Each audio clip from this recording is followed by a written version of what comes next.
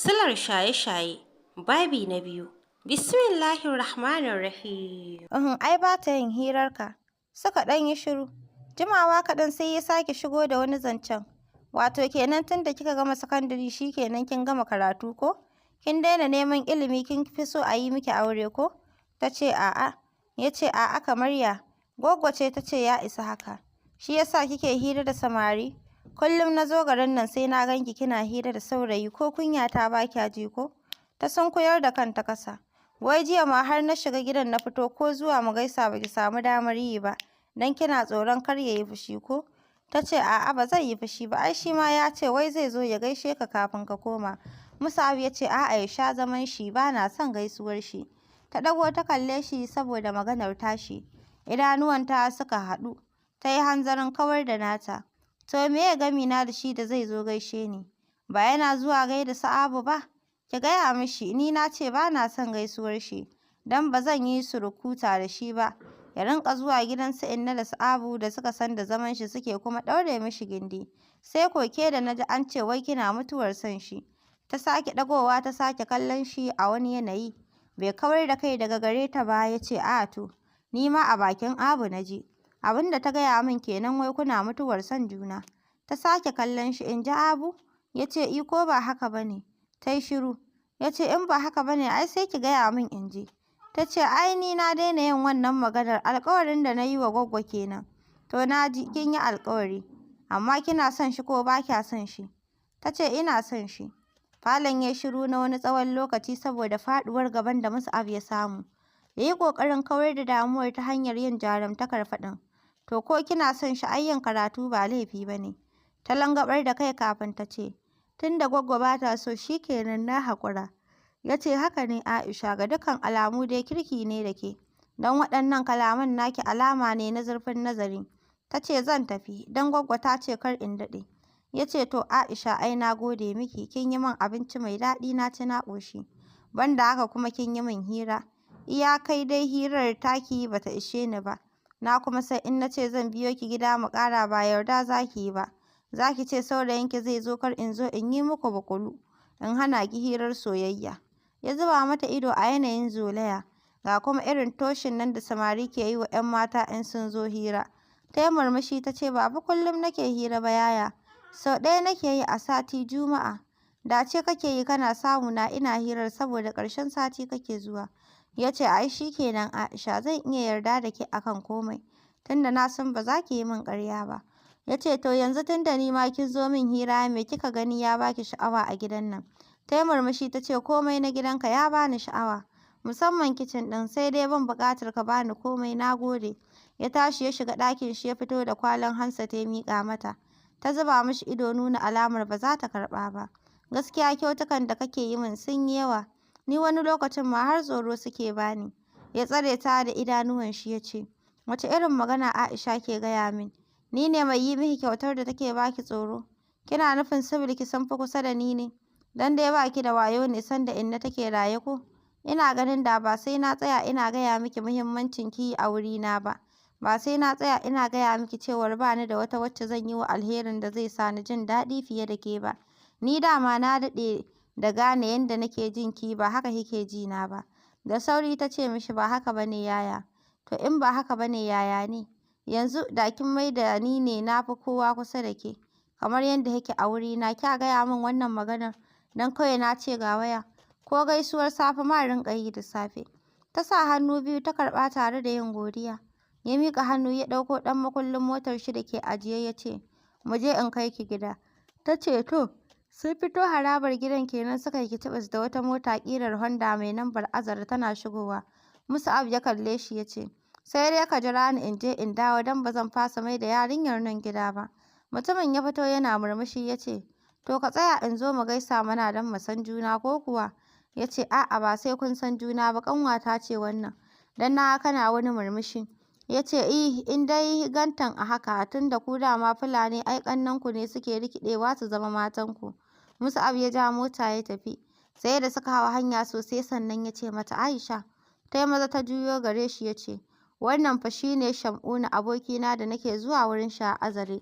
A natse ta ce mishi na gane shi. Watannin baya ka zo bikin shi. Ya ce haka ne baki manta ba. Ƙofar wani hamshaƙin kanti ya tsaya fuskar shi a ɗaure ya kalli Saddiƙa. A yanayi na rashin wasa ya ce mata mu je ki duba man shafawa. Ta ɗan yi shiru. Ya fita ya rufe motar. Ya kusan minti 30 kafin ya fito. Tana biye da shi da manyan ledojin sayayyar kantin guda biyu. Ya sake tsayawa a wani wurin ya sayi gasassun kaji sannan suka tafi gida. A ƙofar gidan ya sauke ta da kayan ya juya ya tafi. Cikin dare tana kwance a ɗakinta Mus'ab ya yi mata waya. Tun ɗazu na so na bugo in tambaye ki wani abu sai na fasa don tsoron in bugo in same ki kina taɗi. Ta ce taɗi kuma yaya? Ba ka ce in na gaya maka magana za ka gaskata ni ba? Don ka san ba zan yi maka ƙarya ba. Ya ce ƙwarai kuwa Aisha ai na yarda da ke. Na kuma san zan samu yadda nake so. Sai ki yarda da ni mu yarda da juna.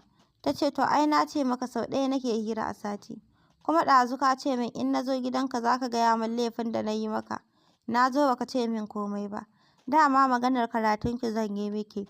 To kuma na gane ba ke ce ba kya so yi ba in na ce ta ce ya isa haka. Ki yi aure. To ai ba zan ce kar ki yi ba Aisha. Tunda na san alheri ne ni ma da kika gani ina zaune haka tuzuru don ta uwar ta rasu ne da ban kawo yanzu a hakan ba. Ta kawar da zancen nashi ta hanyar tambayar shi. Me kake son tambaya ta? Ya ce lokacin da nake yaro na san inna da yawan nafilfilin dare. Har ni ma takan tashe ni ta ce wai in yi sallah in roƙi Ubangiji ya shiryar da ni. Ke ma tana yi miki haka? Ta ce ai na riga na saba yanzu ba ma sai ta tashe ni ba. Da kaina nake tashi. To in roƙe ki mana Aisha. Da sauri ta ce mishi to ki rinƙa yi min addu'a. Bata ja maganar ba ta ce to zan yi. Ya ce to sai da safe. Saddiƙa ta ajiye wayar tana tunanin tsakaninta da Yaya Mus'ab. A saninta dai tun tana 'yar ƙanƙanuwarta yana cikin mutanen da suke da muhimmanci a wurinta, saboda ɗimbin kulawar shi a gare ta.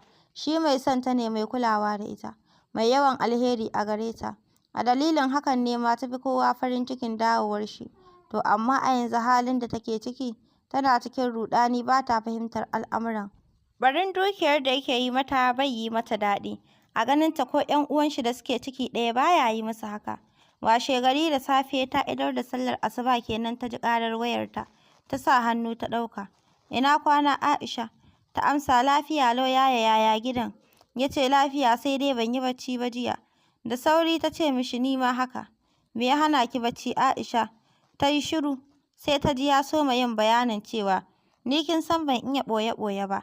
Tunanin aure ne ya hana ni barci. Aisha sai na ga ke ga ki yarinya 'yar ƙarama. Don sanda aka haife ki ina ganin kamar in ban yi 17 ba na kusa. Amma ga shi iyayenki sun tsaya suna son ganin sun aurar da ke. Ni kuma ina zaune a haka. Sai na ga to ai da ma an ce wai in ka rasa uban da zai yi maka faɗa sai ka ga wani yana yi wa ɗan shi faɗa. To sai ka raɓa kusa ka ji abin da yake gaya wa ɗan nashi. Don kai ma ka amfana da kalaman nashi. Shi ya sa na ce to bari ni ma dai in hankalta da abin da ake shirin ɗora ki a kai. In yi wa kaina ƙiyamul laili ko kuwa? Cikin natsuwa ta ce mishi haka ne. Ta ja bakinta ta yi shiru. To ni na gaya miki abin da ya hana ni barci, ke fa me ya hana ki yin barci? A hankali ta ce mishi anti Kulwa ce ta zo gida jiya da daddare suna rikici da mijinta. Ka san zai yi aure? Mus'ab ya ce a'a wa zai gaya min Aisha in ba ke ba? Inna ba ta hira da ni, baba kuwa cewa zai yi ni ma ba auren gare ni ba. Balle a je ana tsoma ni cikin lamarin rikicin aure. Amma in zai yi aure Aisha sai ta je tana rikici da shi. Ta ce ai shi ya ja bai biyo ta hanyar son a zauna lafiya ba. Lokacin da ya zo gaya mata zancen auren shi sai ya yi mata alƙawarin canza mata kayan ɗaki. Yanzu kuma bikin ya zo ya ce mata wai hidima ta yi mishi yawa. Bayan da can ba roƙon shi ta yi ba. Shi ne abin ya tsaya min a rai. Na ce to dama haka ake yi ne in za a kawo sabuwa sai a yi kamar ta gida ba son ta ake yi ba. Mus'ab ya yi murmushi ya ce to ni kam ina zan sani tun da dai ni ko ɗayar ma ban yi ba. Ai shi ya sa na tsara wa kaina tun da dai ni na san kaina ni ba wani jarumi ba ne. Fitina tsoro take ba ni. Don haka na ce to in dai har na samu na auri matata guda ɗaya, in dai har na samu wacce nake so ɗin to ta ishe ni. Ai ni ma shi ne na ce. Ko ran da za a yi min tawa amaryar yaya zan ji oho. Mus'ab ya ƙyalƙyale da dariya ya ce yaya za ki ji kuwa banda yadda sauran mata suke ji. Ga dukkan alamu dai ina jin kishi za ki yi Saddiƙa. Ta ce to a yanzu dai kan ban sani ba tukunna sai a nan gaba. Ya ce to da na yi niyyar sai na dawo daga Kano in zo gidan. amma ina ganin zan zo yanzu kafin in tafi. Ta ce to sai ka zo. Ta ajiye wayar. Mus'ab yana zaune a falon baban shi bayan fitar Malam Abdullahi jiran shigowar Saddiƙa yake yi. Wa alaikumus salam ya amsa. Ta shiga ta zauna ta ce, gani yaya. Ya ɗauki rubutaccen cek ɗin da ke ajiye a gaban shi ya miƙa mata ya ce, ki kai wa Kulwa wannan cek ɗin ta karɓi kuɗin ta yi hidimomin gabanta. Ki gaya mata kar ta sake yi wa mijinta wata magana su zauna lafiya kawai. Ɗaki ya kama Saddiƙa ganin kuɗin da ke rubuce. Yaya Ubangiji ya ƙara maka arziƙinka. Ya sake miƙa mata envelope guda 3. Ki kai wa Bilkisu ɗaya, Hamida ɗaya, ke ma ɗaya. Na san in za su yi sayayyar bikin za ki raka su. Mun gode Ubangiji ya dawo da kai lafiya. Ya ce amin. Da yamma Mus'ab yana gidan Abu. Hirarsu suke yi irin wacce suka saba. Yana kuma cin dambun zogalen da ta yi mishi. Saddiƙa ta yi sallama ta shigo cikin kwalliya sosai mai ban sha'awa. Fayar da ta yi wa jikinta ya yi matuƙar karɓar ta. Rungume take da leda a hannunta. Tana ganin Mus'ab ta ƙara fara'arta. Ashe har ka dawo. Ya ce tun la'asar nake nan gidan. Ta tsuguna ta gaishe shi da Abu. Ta miƙa wa Abu ledar da ke hannunta ta karɓa tare da faɗin, tsaraba aka kawo min. Ta ciro ta. Atamfar diamond ce mai kyau tare da kwalbar turare. Atamfa na samu, to Allah ya albarka, hala yau ma zannuwan kika saya. Ka ji Abu, mai zan saya? Sai yaya Hamida ne suka yi sayayyar kayan ɗaki. Ni ko na sayi kayan ado, yaya Kulwa kuwa? Ta ƙyalƙyale da dariya kan ta yi bayani. Tsakin da Abu ta ja ya katse ta. Abu ta ce sakarya, 'yan mata suna tari ran bikinsu kaga sun fito da kaya gwanin sha'awa. Amma ke kullum kuɗinki a zannuwa kina tsoma su a ruwa shi kenan kin wanke kuɗinki. Ta yi dariya ta ce, amma ai kuma kwalliyar tawa tana burge ki ko? Tunda na sha jin ki kina cewa daɗinki da ni akwai ni da kwalliya. Shi ya sa ma duk tsiyata ba ta dame ki ba. Mus'ab ya yi murmushi ya ce, Aisha wani iya tsiya ne da ke? Aba ta yi maza ta riƙe baki ta ce, ai ko sarkin fawa ya san da ita. Mus'ab ya yi dariya ya ce, mahauta su ji abin da kike gaya wa sarkinsu. Ya yi dariya yana kallon Saddiƙa ya ce, ba ni ruwa mai sanyi a randar Abu. Ta miƙe ta fita ta bar Abun tana cewa, kai kam tunda tana ganin girmanka ai ba za ka san iya shegenta ba. Suna jiran dawowar Saddiƙa yana yi wa Abu mitar. Kin bani dambu ba ki bani ruwa ba. Ihunta suka jiyo ta ƙwalla ƙara mai firgitarwa. Da gudu suka isa inda take tsugunne a bakin randa. Kuka take yi da iyakacin ƙoƙarinta. Tana kuma riƙe da ƙafarta da iya ƙarfinta. Da hannayenta duka biyu. Menene mai ya same ki? Mus'ab ya tambaye ta. Ba ta yi magana ba, kuka take yi sosai tana faɗin, wayyo wayyo gwaggona, a kira min gwaggona. Mai ya same ki Aisha? Ya sake tambayar ta a yanayin tashin hankali. Gwaggo nake son gani. Me za ta yi miki in an kira miki ita? Ta ƙarasa tsananta kukanta tana faɗin, zan gaya mata ne maciji ne ya sare ni. Bai saurari amsar ta bai sure ta ya nufi waje da gudu da ita ya bar Abu tana faɗin, babu maciji fa a gidan nan sai dai ko da matsiri. Tana kwance shame-shame a motar tana ta faman kuka. Sai salati Mus'ab yake yi. Babu fa maciji a gidan nan da matsiri ne. Mus'ab ya dafa kai da hannu ɗaya saboda takaici. Haba Abu, da kin bar wannan maganar. Menene da matsiri menene maciji? Kina jin yarinya har ta fara sambatu? Suna isa asibitin ya sake surarta ya rungume a ƙirjin shi da gudu ya haura da ita saman benen.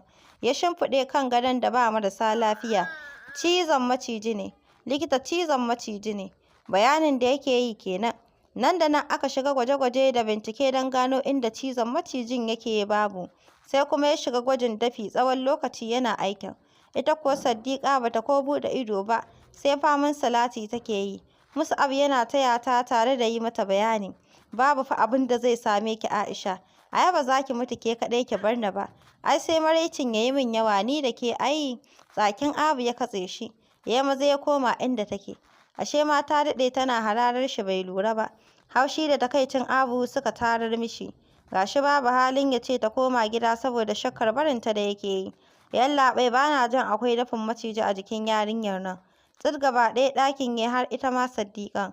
Nan take ta tsaida kukan nata. Babu dafin maciji ba mu samu wani dafi a jikinta ba. Mus'ab ya juya ya fuskance shi yana share gumin fuskar shi da hankicif. Ban gane ba likita. Likita ya yi cikakken bayani ya ce, babu dafin maciji, babu ma alamar cizon sa a nan. Wannan ko ai bai wuce cizon kwarkwasa ba. Zo ki gani babu. Ya juya yana kallon Abu. Abu tana matsowa a hankali tana faɗin, ni kam ai na san ta likita, ai wannan ma ba komai ba ne cikin irin tsiyar da ta iya. Babu shakka ita ce. Mus'ab ya matsa jikin Siddiƙa ya ce, Aisha kin ga macijin da ya cije ki ne da idonki? Ta ce, a'a, amma dai na ga shukar bayan randar tana motsi. Abu ta galla musu harara su dukansu. Bayan ta ja tsaki mai ƙarfi haɗe da faɗan, aikin banza kawai, har da na wofi. Su Goggo suka turo ƙofa hankali a tashe. Da sauri Abu ta ce musu, duk ku kwantar da hankalinku, iya shegenta ne kawai ya motsa. Ta yi sha'awar ta tada hankalin mutane. Ga ta nan ita ma ta amsa ba ta ga maciji da idonta ba. Shukar bayan randa ta gani, tana motsi. Sannu Siddiƙa, Goggo ta faɗa tana mai kallonta. Yauwa Goggo, ta amsa cikin shagwaɓa. Likita ya shigo da takarda yana nufin yin sallama. Babu cizon maciji, sallama za mu ba ta. Mus'ab ya ce, ina ganin a bar ta a nan zuwa gobe ta ƙara samun natsuwa. Ya ce, to babu laifi, bari mu ba ta ɗaki. Abu ta ce, ashe ba gara mu koma gida ba tunda dai yarinyar nan lafiyar ta ƙalau. Ya ce, a'a, gara dai tana kusa, zuwa gobe in an ƙara tabbatarwa sai a tafi. Suka koma ɗakin da aka ba su. Abu tana mitar yadda Siddiƙar ta kaɗa musu ciki. Babu gaira babu dalili. Kafin yamma asibiti ya cika da jama'a. Sai shiga suke yi suna fita. Duk masu dubiya ne. Abokan Mus'ab ma suka yi ta kaiwa da kawowa. Goggo kam tuni ta bar wurin saboda ganin Mus'ab ya ƙi barin asibitin. Sai Abu ce a zaune. Ita kuma tuni ta kawo Mus'ab iya wuya saboda yadda take yi wa masu zuwa dubiya bayani lafiyar ta ƙalau, iya shegenta ne dai da ta saba ya motsa. Ana ta kwashewa da dariya. Mus'ab ya gaji ya kira ta gefe ya ce, Abu so nake gane abin da yake nufi ya sa ta galla mishi harara ta ce, yanzu a ashe samarin nan da naga kana tura min cikin gida sare min bishiyoyin gidan ƙasa suke yi. Mus'ab ya ce, a'a Abu ni cewa na yi nemo macijin da ya sari Aisha su kashe shi a biyo mu da shi asibiti. Ina jin gurin neman shi ne suka sare miki bishiyoyin. To in sun yi min ta'adi kuwa ni da kai ne. Ta juya ta tafi. Har wajen ƙarfe 10 dare abokan Mus'ab sai isowa suke yi rungume da tsarabar majinyata niki-niki su ajiye, su kuma miƙa abin miƙawa, wanda Abu ke karɓewa tana adana abinta. Salisu shi ma ya iso da tashi tawagar. Sai dai ganin yadda Mus'ab ya kasa ya tsare ya hana shi iya zaman asibitin. Kwana biyu da sallamar Siddiƙa daga asibiti tana kwance kan katifa a falon gwaggonta. Abu da gwaggon suna hira bayan tafiyar Salisu da abokan shi. Ta ce, Abu, baki fa bani komai na abin da aka tara a asibiti ba. Ta kalle ta ta ce, tsarabar mara lafiya 2 na raba na ɗauki rabi na kawo muku rabi. Kuɗi kuwa ƙwandala ba zan bayar ba, na riƙe su ladar kwanan asibitin da aka sa ni. Mus'ab ya yi sallama aka amsa. Ya shigo cikin falon cikin shirin tafiya a Jakuta. Ya gaida mahaifiyar shi cikin girmamawa. Sannan ya gaida Abu. Siddiƙa ta ce, yaya kar dai tafiya za ka yi. Ya ce, zan tafi Aisha yanzu cikin yardar Ubangiji. Ya miƙa hannu kusa da mahaifiyar shi ya ajiye mata envelope ɗin da yake sanne da shi. Ta ce masa, su Hamida sun je gidanka jiya za su yi maka godiya ba su same ka ba. Ya ce, baba mai gadi ya gaya min na kuma yi magana da su a waya yau da safe. Ya zaro walet ɗin shi ya ƙirga 5,000 ya miƙa wa Abu. Siddiƙa ta ce, duk kuɗin nan da aka bayar a asibiti yaya ba ta bani ƙwandala ba riƙe su tai. Ya ce, ba komai Aisha bari a ƙara mata. Abu ta galla mata harara, yayin da bakinta ke ta famar yi wa Mus'ab addu'a. Ya miƙe ya doshi ƙofar fita. Siddiƙa tana daga kwance ta ce, yaya Ubangiji ya tsare ka. Abu ta yi maza ta daka mata tsawa ta ce, tashi ki je ki yi mishi rakiya Ja'ira shagwaɓaɓɓiyar wofi. Kin naɗe wuri ɗaya kamar wata mai jinyar gaske. Kar dai a ce in ban da Abu ta yi miki magana ba za ki zo mu yi sallama ba. Ta ce, Yaya, Abun ce komai na yi ban fita a wurinta ba. In ta gama in zan yi rakiya ta ce ina ɓare-ɓare. In ban je ba ta ce ban san yadda ake girmama baƙi ba. Ya yi murmushi ya ce, to gaskiyar ki gara da kika yi mata hakan. In ta ce ki je ki je. In ba ta ce ki je ba ki yi zamanki. Ya zuba mata ido ya ce, amma kin san baki taɓa sha'awa don ra'ayin kanki kin ce yaya ga hotona na baka ba ko? Ta ce la, to ai ban taɓa sanin kana so ba. To amma tun da haka ne kafin ka dawo zan ajiye maka su kala-kala. Ya ce to shi kenan. Ya buɗe aljihun motar shi ya ciro envelope mai ɗan nauyi ya miƙa mata. Ta sa hannu ta karɓa haɗe da faɗin wa zan kaiwa. Ya ce naki ne ki ƙara kwalliya ki ƙara yin kyau inna da Abu su yi ta ganin ki suna ƙara jin daɗi. Kafin in dawo ina so ki cika min alƙawarin da kika yi min. ta yi maza ta ce insha Allahu.